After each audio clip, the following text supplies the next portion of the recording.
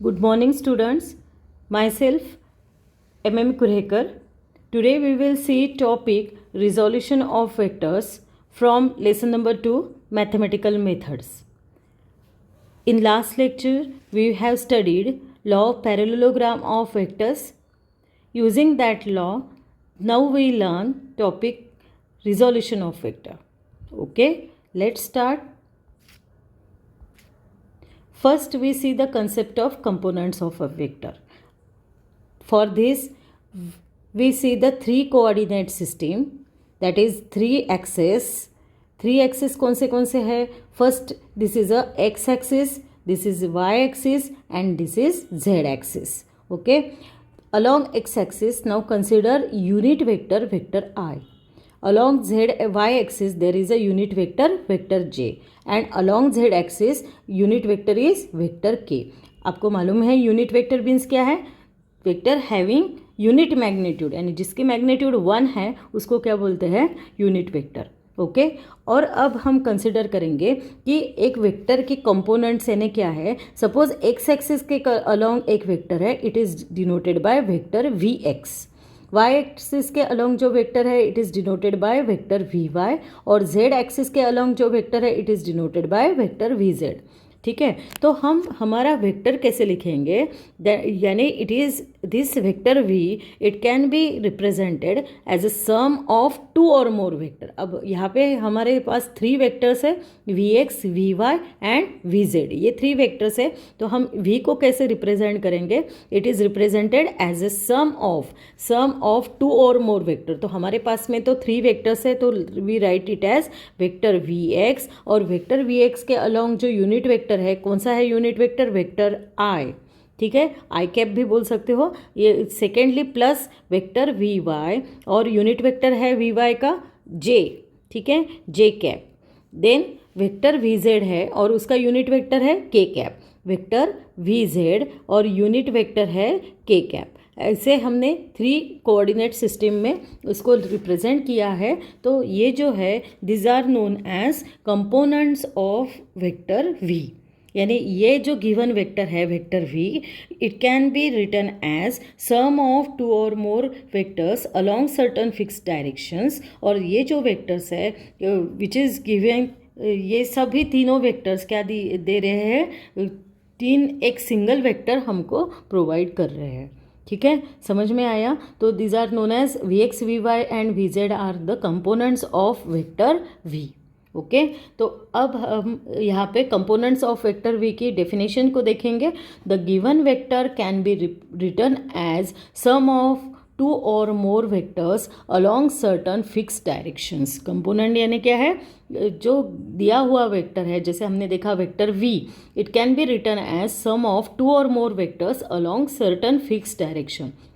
अब मैंने आई जे के लिखा था. अब यहाँ पे हम कंसिडर कर रहे हैं alpha, beta, gamma are the unit vectors along X, Y and Z direction. यानी एक्स डायरेक्शन में है alpha unit vector, Y direction में है बीटा यूनिट वेक्टर, और जेड डायरेक्शन में है गैमा यूनिट वेक्टर. तो जो वेक्टर वी है उसका कंपोनेंट एक्स एक्सिस के अलोंग है vector V one, Y axis के अलोंग है वेक्टर वी टू, और जेड एक्सिस के अलोंग है वेक्टर वी थ्री.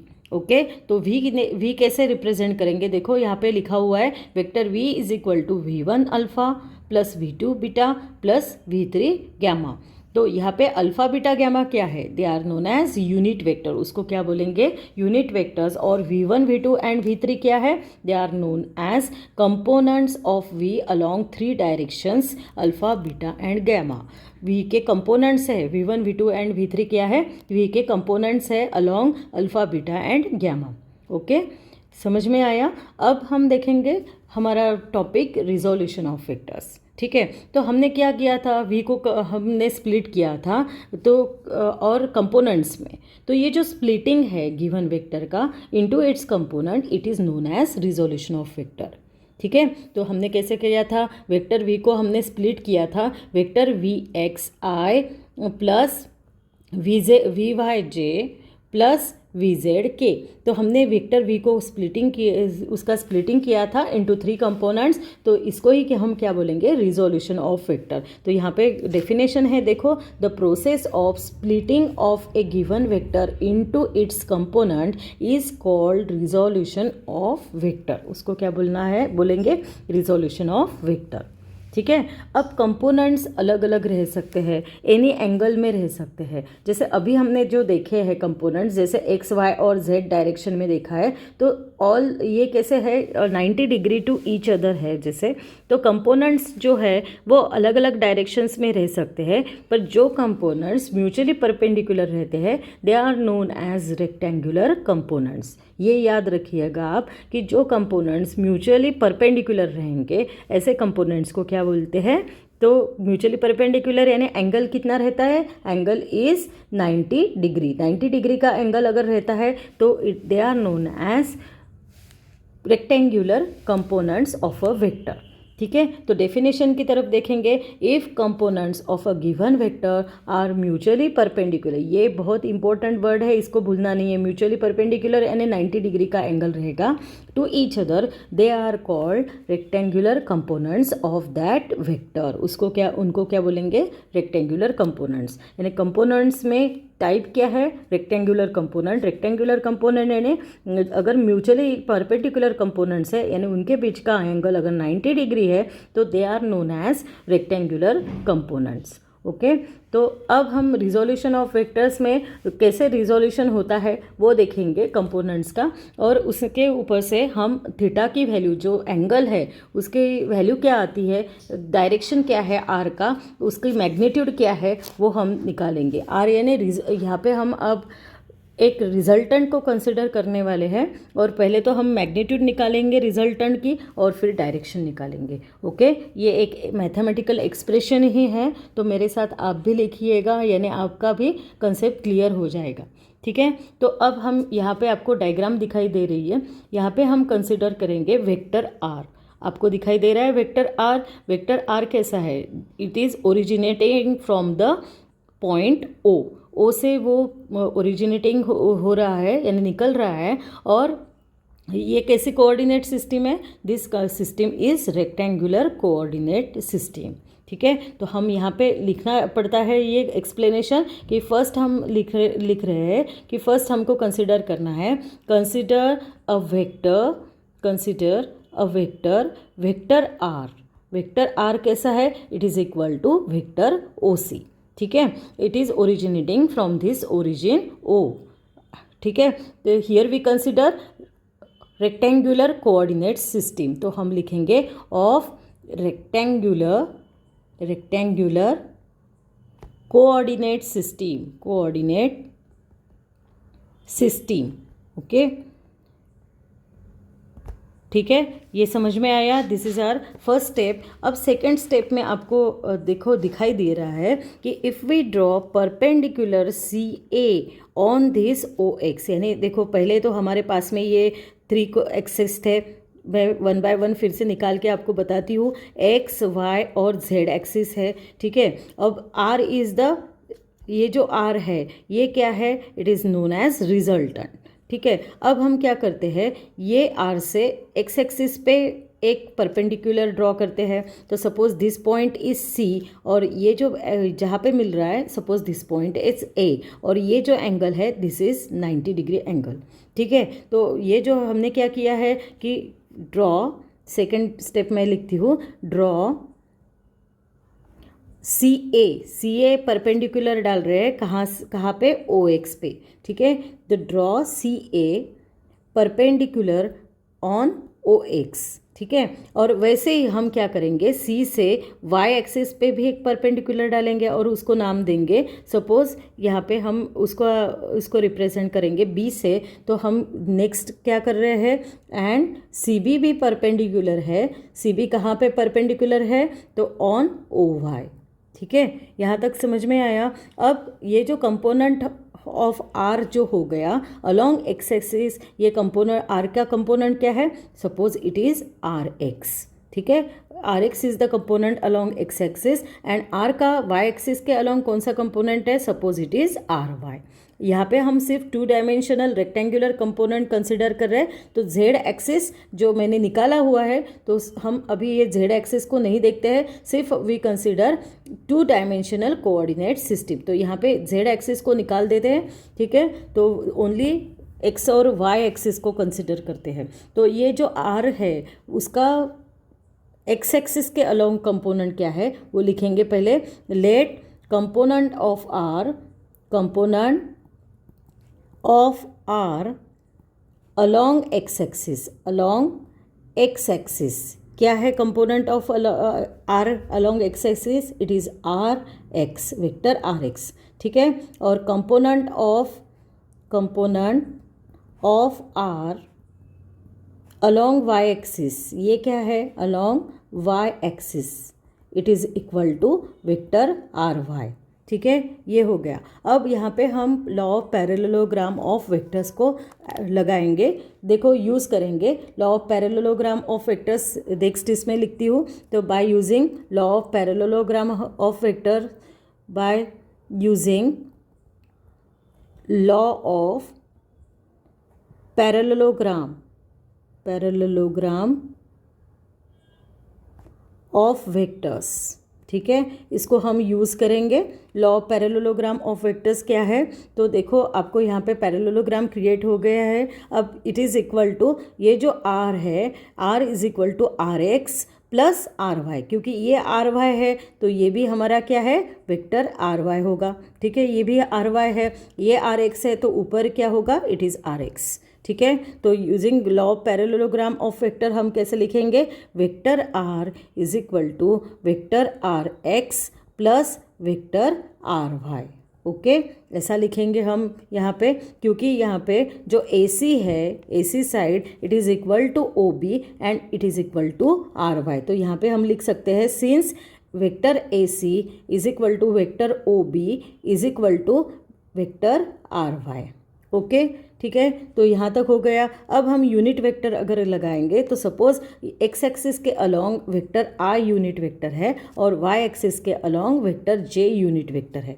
ठीक है। तो हम R को कैसे लिख सकते हैं in terms of unit vector, R, vector R is equal to I, अगर यूनिट वेक्टर लिखा तो ये निकाल लेंगे, यहाँ का वेक्टर निकाल सकते हैं, ठीक है, vector J into vector R Y, okay. तो यहाँ पे हमको लिखना पड़ेगा आई जे क्या है, where I cap and J cap, ये क्या है, are unit vectors along x and y axis, along x and y axis respectively, okay, यहाँ तक समझ में आया आपको। अब हम यहाँ पे आपको दिखाई दे रहा है कि ये जो R है, R क्या है, रिजल्टेंट है, रिजल्टेंट R क्या, कौन सा एंगल बना रहा है विथ एक्स एक्सिस, तो theta is the angle made by this resultant along X axis और विथ एक्स एक्सिस, ठीक है। तो हम अब लिखेंगे कि थीटा क्या है, तो थर्ड पॉइंट मैं लिखती हूँ, it is if theta is angle made by vector R with x axis को थीटा एंगल मेड कर रहा है, बना रहा है वेक्टर R, तो कॉस थीटा की वैल्यू क्या होगी, कॉस थीटा यानी हमारे पास में फॉर्मूला है एडजेसेंट साइड अपॉन हाइपोटेन्यूज, और ट्रायंगल कौन सा है ये मैं बाजू में निकाल रही हूँ, ये है हमारा ट्रायंगल, ओके। तो यहाँ पे OAC और ये 90 डिग्री का है और दिस इज एंगल थीटा, तो क्या है कॉस थीटा का formula, adjacent side that is OA upon hypotenuse that is OC।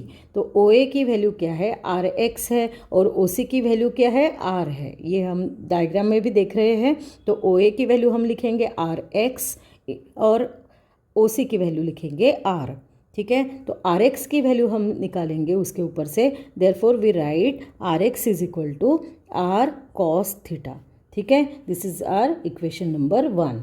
ये है हमारा इक्वेशन नंबर 1। आर एक्स की वैल्यू हमने फाइंड आउट की है। वैसे हमको अब साइन थीटा निकालना है फ्रॉम दिस डायग्राम, तो नेक्स्ट इसमें निकालते हैं sign theta.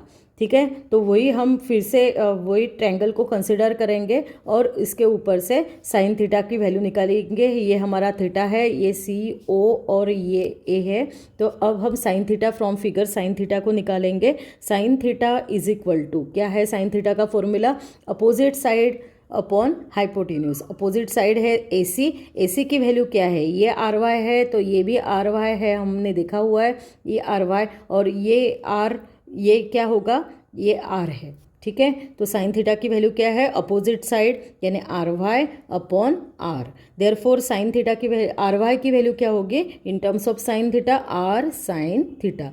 Suppose this is equation number 2। ये हमारा हो गया इक्वेशन नंबर 2। अब हम क्या करेंगे, इक्वेशन 1 और इक्वेशन 2 का पहले स्क्वायरिंग करेंगे और फिर उसको ऐड करेंगे। तो यहाँ पे लिखते हैं squaring and adding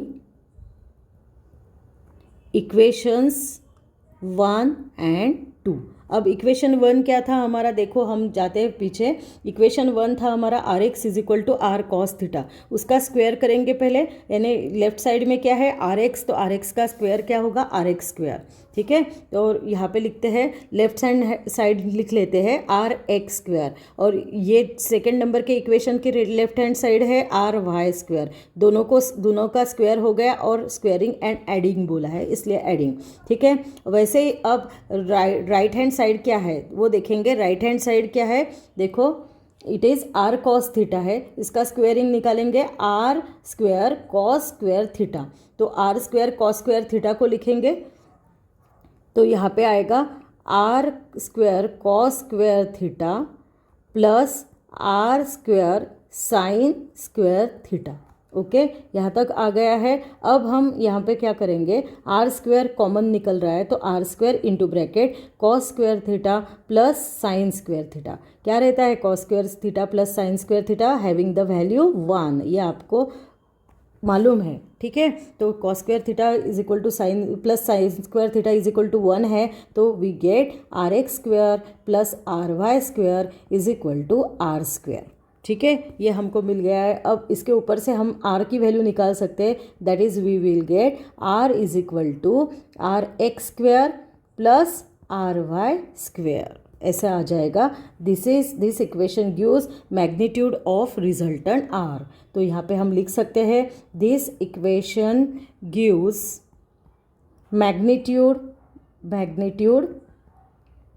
of resultant R, resultant vector are.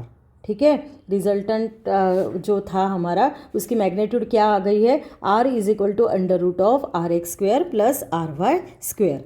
इसी प्रकार से अब हम डायरेक्शन को भी निकालते हैं। डायरेक्शन क्यों निकालेंगे, तो यहाँ पे लिखते हैं direction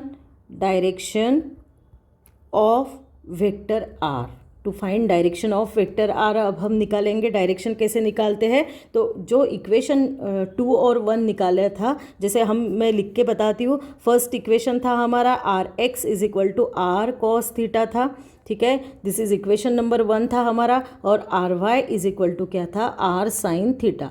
this is our equation number 2। ठीक है, तो हम क्या करेंगे, divide second equation by the equation number 1। तो यहाँ पे मैं लिखती हूँ डिवाइडिंग इक्वेशन 2 बाय इक्वेशन 1। ठीक है, दैट इज अब क्या आएगा, देखो R Y upon R X, 2 को 1 से डिवाइड करना है, it is equal to cos theta sine theta upon cos theta. Sine theta upon cos theta is tan theta. तो here we get R Y upon R X is equal to tan theta. ठीक है, तो tan theta, तो theta की value क्या होगी, theta is equal to tan inverse of R X upon are Y. ठीक है, तो ये हमको ये जो इक्वेशन है, this equation gives the direction of vector R. ठीक है, थीटा है वो, this equation gives direction of vector R. समझ में आया डायरेक्शन कैसे दे रहा है? तो ये हमारे एक्सिस थे और ये थीटा के ऊपर है। अगर थीटा पूरा 90 डिग्री है तो थीटा यानी यहाँ पे आ जाएगा, ये थीटा ऐसा बन जाएगा, ठीक है। और थीटा अगर 0 डिग्री है तो यानी थीटा इसी के ऊपर रहेगा ना, तो 0 डिग्री आ जाएगा, ठीक है। समझ में आया? तो this equation gives direction of vector R. कौन सा इक्वेशन है? Theta is equal to tan inverse of R Y upon R X. तो ये हो गया, हमने देखा अभी 2 डायमेंशनल कोऑर्डिनेट सिस्टम में देखा है। तो ऐसे अगर 3 डायमेंशनल कोऑर्डिनेट सिस्टम के लिए हमको देखना है तो वी कंसिडर 3 एक्सेस। 3 एक्सिस को हम देखेंगे। First axis is X axis, second one is Y axis and third one is Z axis. Okay, तो एक्स एक्सिस और ये है हमारा रिजल्टेंट वेक्टर आर। ओके, तो अब हम क्या करेंगे, एक्स एक्सिस पे रिजल्टेंट आर से एक परपेंडिकुलर डालेंगे और उसको बोलेंगे सपोज इसका कंपोनेंट है आर एक्स। ओके, और फिर ऐसे वाई एक्सिस पे अगर हम उसको अगर परपेंडिकुलर ड्रॉ कर रहे हैं तो suppose it is R Y, this component is R Y. और जेड एक्सिस के ऊपर अगर कंपोनेंट हम ड्रॉ कर रहे हैं तो ऐसा रहेगा वो component, it is known as R Z, ठीक है। तो और एक्स एक्सिस के अलॉन्ग जो यूनिट वेक्टर रहता है suppose it is vector I cap. Then Z axis के अलॉन्ग जो रहता है it is denoted by K cap, और जो वाई एक्सिस के अलॉन्ग है it is denoted by J cap, ठीक है। तो ये हो गया हमारा यूनिट वेक्टर। और हम कैसा लिखेंगे फिर आर को? R is equal to under root of R X square plus R Y square plus R Z square. अगर हम 3 डायमेंशनल यूज़ कर रहे हैं, this is 3 dimensional rectangular components, 3 dimensional rectangular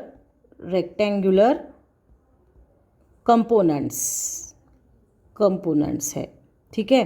तो आर की वैल्यू कैसे होगी, यानी मैग्नीट्यूड ऑफ आर कैसा रहेगा? यहाँ पे मैं ऊपर लिखती हूँ, मैग्नीट्यूड ऑफ आर इज कैसा रहेगा? R is equal to under root of R X square plus R Y square plus R Z square रहेगा। और जो उसकी डायरेक्शन कैसी रहेगी? डायरेक्शन उसको रहेगा, पर हम देखेंगे डायरेक्शन उसकी कॉस अल्फ़ा, कॉस बीटा और कॉस गैमा के जैसे रहेगा, क्योंकि अल्फ़ा बीटा गैमा ये अलग अलग एंगल रहेंगे। तो यहाँ पे अगर हम कंसिडर कर रहे हैं कि एक्स एक्सिस के अलॉन्ग सपोज अल्फ़ा एंगल रहेगा, वाई एक्सिस के अलॉन्ग सपोज बीटा एंगल रहेगा, और यहाँ पे बीटा लिखते हैं, और जेड एक्सिस के अलॉन्ग गैमा एंगल रहेगा। तो जो डायरेक्शन है तो अल्फ़ा बीटा एंगल के ऊपर रहेगा, R X R Y R Z जैसे मेड कर रहा है। तो cos alpha gives the direction for X axis, और cos beta is equal to क्या आएगा?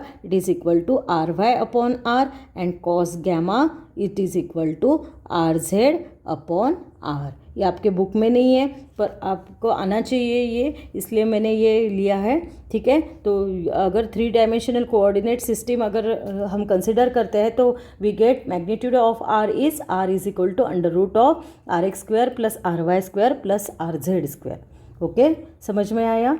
तो आज ये जो टॉपिक है इसके आप 2 to 3 टाइम्स प्रैक्टिस करिएगा। तो आज यहाँ पे हम रुक जाते हैं, अगले लेक्चर में फिर से मिलेंगे।